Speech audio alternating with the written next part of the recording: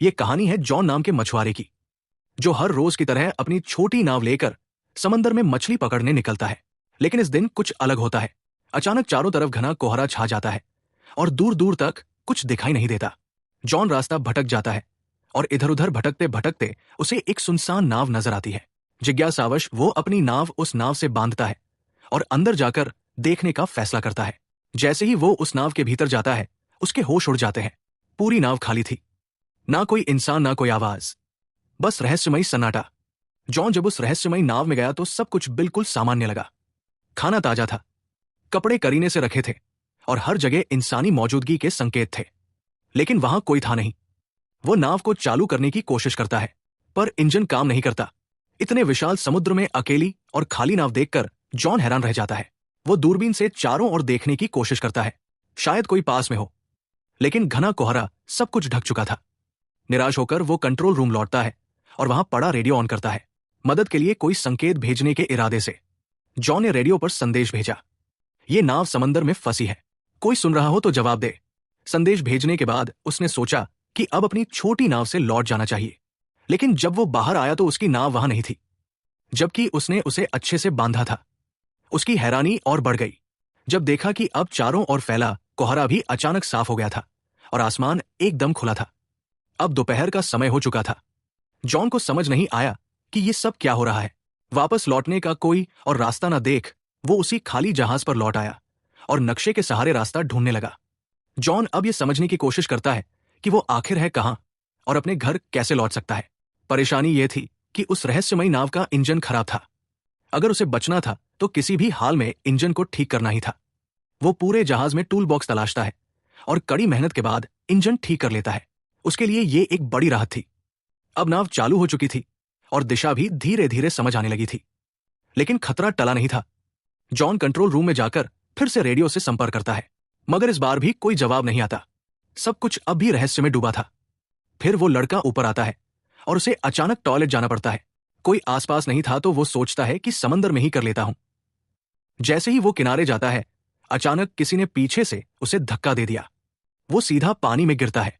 हालत बेहद खतरनाक थी, लेकिन उसने रील को पकड़कर किसी तरह खुद को डूबने से बचा लिया। हवा और पानी का दबाव इतना ज्यादा था कि वापस नाव तक आना मुश्किल हो गया, मगर उसने हार नहीं मानी। हिम्मत जुटाई और धीरे धीरे रील के सहारे खुद को खींचते हुए फिर से नाव पर चढ़ाया। इस सब के बीच उसका काम पूरा नहीं हो पाया तो वो दोबारा टॉयलेट जाने लगा। जैसे ही वो नीचे पहुंचा, अचानक किसी ने जोर से दरवाजा बंद कर दिया। जॉन ने पहले इसे हवा का असर समझा और ध्यान नहीं दिया, लेकिन जब बाहर निकलने की कोशिश की तो देखा कि दरवाजा अंदर से बंद हो चुका है। अब वो हैरान रह गया।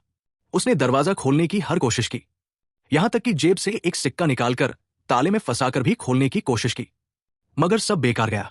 अब उसे लगने लगा कि इस जहाज पर वो अकेला नहीं है। कोई है जो उसे परेशान कर रहा है, जो दिखता नहीं लेकिन हर वक्त मौजूद है। उसे लगने लगा जैसे कोई उसके साथ बेरहमी से खेल रहा हो।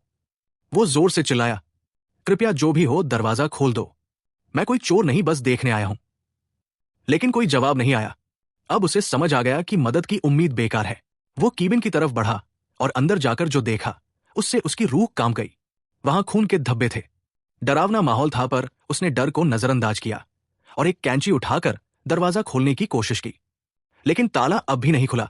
तभी पूरी नाव जोर जोर से हिलने लगी, जैसे कुछ बड़ा होने वाला हो। जॉन बेहद घबराया हुआ था। तभी उसकी नजर ऊपर की एक खिड़की पर पड़ी। वो किसी तरह उस खिड़की से बाहर निकला और चारों ओर देखा। दूर से एक विशाल कार्गो जहाज उसकी ओर आता नजर आया। उसकी दिशा सीधी उसी नाव की ओर थी। जॉन को समझ आ गया कि अगर वो जहाज टकराया तो सब खत्म हो जाएगा। अब उसे हर हाल में अपनी जान बचानी थी। उसने सिग्नल देने का सोचा, लेकिन उसके पास कुछ था नहीं। उसने तुरंत अपनी शर्ट उतारी और जोर जोर से लहराने लगा ताकि कार्गो जहाज का कोई उसे देख सके। लेकिन अफसोस, इतने प्रयास के बाद भी किसी की नजर उस पर नहीं पड़ी। अब जॉन को किसी भी हालत में अपनी जान बचानी थी। अगर उसकी नाव आगे बढ़ती रही तो कार्गो जहाज से टकराकर सब खत्म हो सकता था। तभी उसकी नजर खिड़की के पास लटकी एक रस्सी पर पड़ी। उसके दिमाग में तुरंत एक आइडिया आया। अगर वो इस रस्सी का इस्तेमाल करे तो शायद जहाज को रोक सके। उसने जल्दी से रस्सी बांधी और बाहर फेंकी ताकि नाव की गति रुक जाए। लेकिन हालात और बिगड़ गए। रस्सी इंजन के पंखे में फंस गई और खींचते हुए बाथरूम के अंदर आकर उसके गले में अटक गई। उसका दम घुटने लगा। मरने की कगार पर पहुंचकर उसने हिम्मत दिखाई और एक औजार से खुद को आजाद किया। उसकी गर्दन पूरी तरह लाल पड़ गई थी। वो लगभग मर ही गया था, बट आखिरी पल में खुद को बचा पाया। रस्सी इंजन में फंसी थी, जिससे जहाज की रफ्तार थम गई, मगर यह काफी नहीं था। भारी कार्गो जहाज फिर भी उससे टकरा गया। जोरदार टक्कर से उसका जहाज बुरी तरह हिल गया और जॉन जमीन पर गिरकर बेहोश हो गया। उसके सिर में गहरी चोट लगी थी। कुछ देर बाद जब उसे होश आया तो उसने देखा कि बाथरूम पानी से भर चुका था। मगर सबसे हैरान करने वाली बात यह थी कि वो समुद्र का खारा पानी नहीं, बल्कि एकदम साफ और मीठा पानी था, जैसे कोई जानबूझकर उसे डराने की कोशिश कर रहा हो। वो एक बार फिर टूटकर भीख मांगता है, चाहे तुम जो भी हो, प्लीज मुझे जाने दो। लेकिन फिर भी कोई जवाब नहीं आता। अब वो भूखा, प्यासा और बेहद कमजोर हो चुका था। जैसे तैसे उसने बाथरूम की शावर से पानी पिया, लेकिन जल्दी महसूस हुआ कि पानी खत्म हो गया है।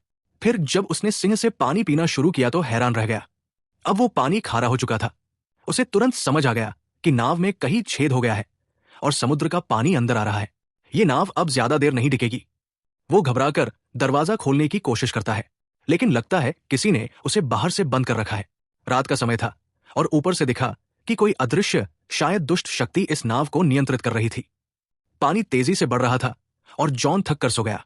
रात में समंदर में भयानक तूफान आया, जिससे नाव बुरी तरह टूट गई और जॉन भी गंभीर रूप से घायल हो गया। सुबह जब उसकी आंख खुली तो पानी सिर तक पहुंच चुका था, सिर्फ चेहरा बाहर था। अब उसे लगने लगा कि बस कुछ ही पल बचे हैं। तभी अचानक कहीं से क्लिक की हल्की आवाज सुनाई दी, जैसे कुछ खुला हो। जैसे ही जॉन ने हैंडल घुमाया, दरवाजा जोर की आवाज के साथ खुल गया। पानी का दबाव इतना ज्यादा था कि दरवाजा टूटकर नीचे गिर पड़ा और इसी तरह वो बाहर निकलने में कामयाब हुआ। बाहर निकलते ही वो सीधा नाव की छत पर गया ताकि ताजी हवा में सांस ले सके, क्योंकि नीचे ऑक्सीजन लगभग खत्म हो चुकी थी। अब उसे यकीन हो गया था कि कोई अदृश्य ताकत उसे हर हाल में सताना चाहती है। वो शारीरिक और मानसिक रूप से टूट चुका था और नीचे की तरफ पानी लगातार भरता जा रहा था। उसे समझ आ गया कि अब नाव कभी भी डूब सकती है। जॉन ने तय कर लिया था अब वो इस जहाज पर नहीं रुकेगा। तभी उसे एक आइडिया आया। उसने जहाज से एयर बैग्स निकाले और टूटे हुए बाथरूम के दरवाजे को इस्तेमाल करके एक छोटा राफ्ट बना लिया। उसने सब कुछ मजबूती से बांधा ताकि राफ्ट टिक सके, लेकिन राफ्ट चलाने के लिए उसे कुछ और जरूरी सामान भी चाहिए था। उसने जहाज से खाना, पानी और जरूरी औजार जमा किए और खुद को पूरी तरह तैयार किया। फिर बिना पीछे देखे वो जहाज से उतर गया और राफ्ट पर सवार होकर धीरे धीरे समंदर में आगे बढ़ने लगा। वो राफ्ट पर था और उसके सामने वही बड़ी नाव अब भी खड़ी थी। कई घंटे गुजर गए, लेकिन ना तो वो ज्यादा दूर जा पाया और ना ही वो नाव डूबी, जिसे वो समझ रहा था कि 5 से 10 मिनट में डूब जाएगी। वो अब भी उसी हालत में थी। तभी उसके दिमाग में एक आइडिया आया। अगर ये नाव अभी तक नहीं डूबी तो क्यों ना इसके रिसाव को ठीक कर लिया जाए। अगर ऐसा हो गया तो वो इस मजबूत नाव से आराम से सफर कर सकता है। ये सोचकर वो वापस नाव के पास गया। सबसे पहले उसने रिसाव को ठीक किया, फिर पाइप और औजारों से एक पंप तैयार किया ताकि पानी बाहर निकाला जा सके। उसने जो पंप बनाया था उसकी मदद से नाव में भरा समुद्र का पानी धीरे धीरे बाहर निकल गया। रिसाव ठीक करने और पानी हटाने के बाद उसने जहाज की बाकी दिक्कतें भी ठीक कर दी। साथ ही उसने बाहर से भी मरम्मत की ताकि आगे सफर में कोई और परेशानी ना हो। काम खत्म होने के बाद उसने फिर से रेडियो से मदद मांगने की कोशिश की, लेकिन इस बार भी कोई जवाब नहीं आया। मायूस होकर वो वापस लौटा और नक्शा निकालकर एक बार फिर रास्ता समझने लगा। उसने नाव को आगे बढ़ाने की कोशिश की, लेकिन जैसे ही इंजन स्टार्ट किया, नाव बिल्कुल नहीं हिली, मानो फिर से उसे धोखा दे रही हो। वो नाव एकदम स्थिर थी, जैसे पानी में जड़ हो गई हो, और यही सोच उसे अंदर से तोड़ रही थी। वो पूरी तरह थक चुका था, उम्मीदें खत्म हो रही थी। तभी दूर से उसने एक और जहाज आते देखा। अब उसके पास बस एक ही रास्ता था, अपने छोटे राफ्ट से उस जहाज तक पहुंचना। वो तुरंत राफ्ट पर चढ़ा और तेजी से उस जहाज की ओर बढ़ा, लेकिन तभी वो जहाज अचानक हिलने लगा और जॉन की तरफ तेजी से बढ़ने लगा, जैसे किसी ने उसे जानबूझकर उसकी ओर भेजा हो। जॉन ने अपनी रफ्तार बढ़ाई, लेकिन वो विशाल जहाज और भी तेज हो गया और ठीक इससे पहले कि वह जहाज उसे टकराता, जॉन ने आखिरी कोशिश की और अपने बोट से कूदकर उस दूसरी नाव तक तैरने का फैसला किया जो दूर जाती दिख रही थी। लेकिन जब तक वो वहां पहुंचा वो नाव गायब हो चुकी थी। तभी उसे एहसास हुआ कि इस रहस्यमयी नाव पर कोई बुरी ताकत है जो उसे कहीं जाने नहीं दे रही। उसने सोच लिया था कि चाहे जान चली जाए वो इस नाव पर वापस नहीं जाएगा।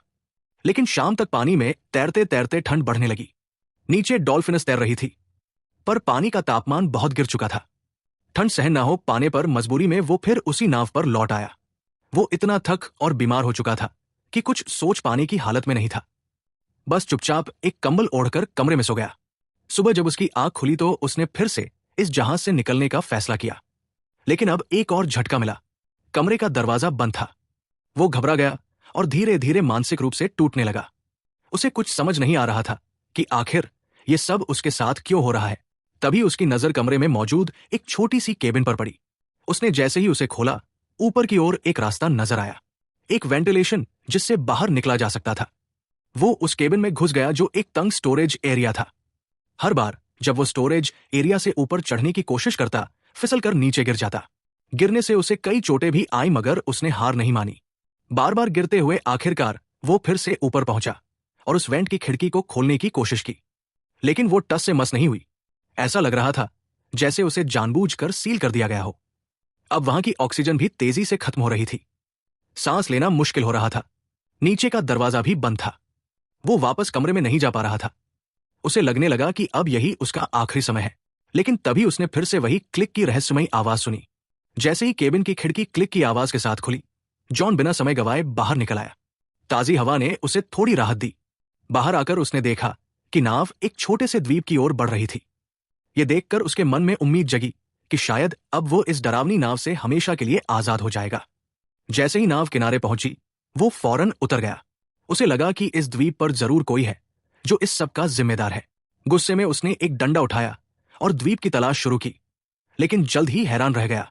पूरे द्वीप पर इंसान का कोई भी निशान नहीं था।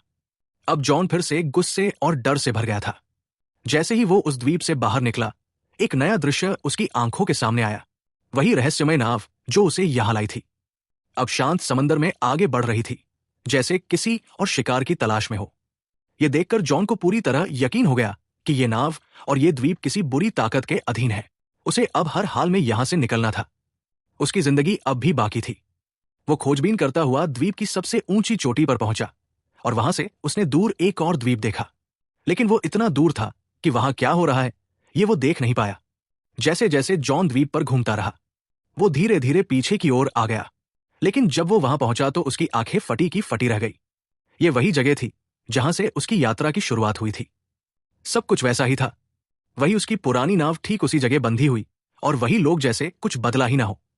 पूरा माहौल पहले जैसा था, जैसे कुछ हुआ ही नहीं। जॉन एकटक सब देख रहा था। उसे यकीन नहीं हो रहा था कि ये सब एक बुरे सपने जैसा लगने वाला अनुभव असल में उसके साथ घटा था। लेकिन अब सवाल उठता था, उसकी नाव वहां दोबारा कैसे पहुंची, और इस द्वीप की सच्चाई क्या थी? जॉन जब द्वीप के पीछे पहुंचा तो हैरान रह गया। वही जगह, वही नाव, वही लोग, जैसे कुछ भी नहीं बदला। उसे यकीन नहीं हो रहा था कि ये सब असल था या कोई बुरा सपना। मगर जो कुछ उसने झेला वो सच्चाई।